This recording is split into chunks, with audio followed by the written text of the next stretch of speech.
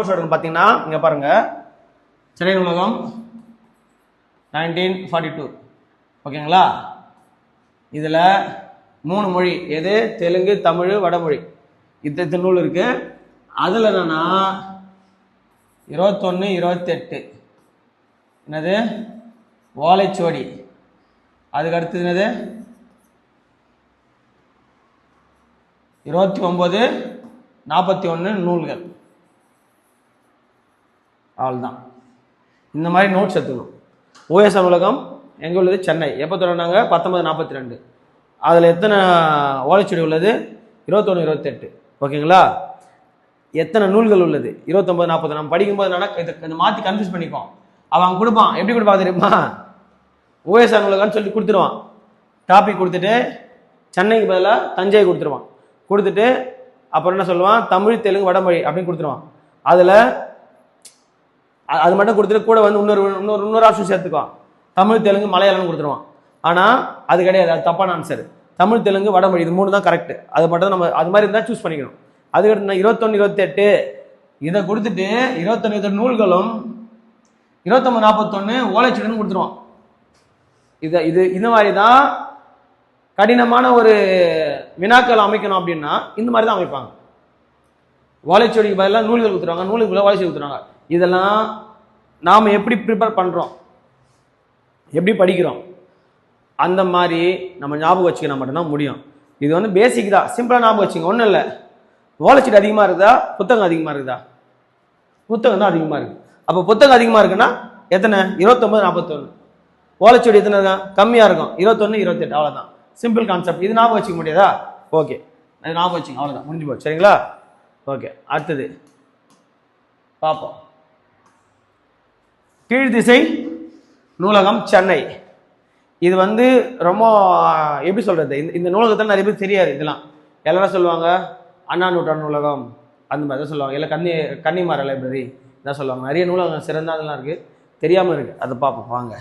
இந்நூலகம் கிபி 1869ஆம் ஆண்டு தொடங்கப்பட்டது. இங்கு Tamil, Telugu, Kannada, Marathi very very very important. சரிங்களா? ஏன் உங்களுக்கு விளக்கமாக சொல்கிறேங்க. உள்ளிட்ட பல்வேறு மொழிகளில் ஓலைச்சுவடிகள் உள்ளன. இதுதான் முக்கியம். நூலகம், இந்த நூலகத்தில் இருக்குது ஓலைச்சுவடி தான் இருக்குது. மொழிகளின் ஓலைச்சுவடிகள் உள்ளன.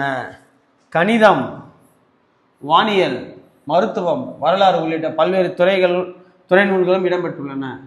இது ரொம்ப முக்கியம். ஏன்னா அங்கே எல்லாம் பார்த்துக்கலாம் சித்த மருத்துவம் இருந்தது. ஆனால் இங்கே என்ன இருக்குது? கணிதம், வானியல், மருத்துவம், வரலாறு உள்ளிட்ட பல்வேறு துறை நூல்களும் இடம்பெற்றுள்ளன.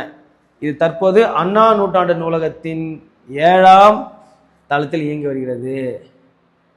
எங்க நல்லா தெளிவாக புரிஞ்சுங்க. கீழ்திசை நூலகம் எங்குள்ளது? சென்னை. சரிங்களா? கீழ்திசை நூலகம் எங்கு உள்ளதுன்னா சென்னை. சென்னையில் இது அண்ணா நூற்றாண்டு நூலகத்தில் 7ஆவது தளத்தில் உள்ளது. கீழ்திசை நூலகம் எங்க உள்ளது? சென்னை. அதில் 7ஆவது தளம்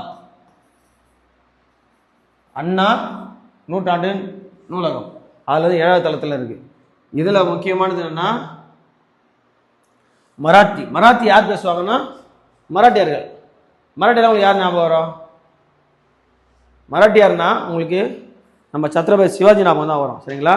மகாராஷ்டிரா மராட்டி. இப்போ ரீசெண்டாக இப்போ ஒரு பிரச்சனை போயிட்டு இருக்கு. என்ன சொல்றாங்கன்னா இந்த மும்மொழி கொள்கைன்னு ஒரு விஷயம் கொண்டு வந்தாங்க. சரிங்களா? அது சம்பந்தமாக சிலர் எதிர்க்கிறாங்க, சிலர் வந்து அது கொண்டு வந்து திணிக்கக்கூடாதுன்னு சொல்றாங்க. அது ஓகே, அது நம்மளுக்கு தேவையில்ல. அது அரசியல், நம்ம அரசியல் உள்ள போகக்கூடாது. எப்பவுமே நம்ம படிப்பு சம்மந்தமாக தான் பேசணும். இப்போ பாருங்க, நம்ம படிப்பு சம்மந்தமாக பேசும்போது இப்போ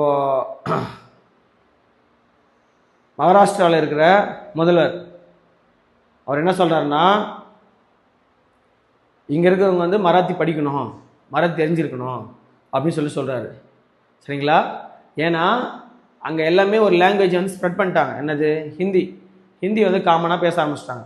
ஸோ ஹிந்தி அங்கே பேசுனதால அங்கே இருக்கிறவங்க மராட்டியர்கள் வந்து இப்போ எப்படி தமிழ்நாட்டில் தமிழர்கள் இருக்காங்க இல்லையா, தமிழும் தெரியுது, ஆங்கிலமும் தெரியுது. நம்ம தெலுங்கு தெரியாது, மலையாளம் தெரியாது. ஆனால் அங்கே இருக்கிறவங்க தமிழ் தானே, தமிழே தெரியல. அப்போ அவங்க அங்கே வந்து அங்கே பிறந்தவங்களுக்கு மராத்தியே தெரியல. அவங்க டைரெக்டாக ஹிந்தி பேசிடுறாங்க, இங்கிலீஷ் பேசிடுறாங்க.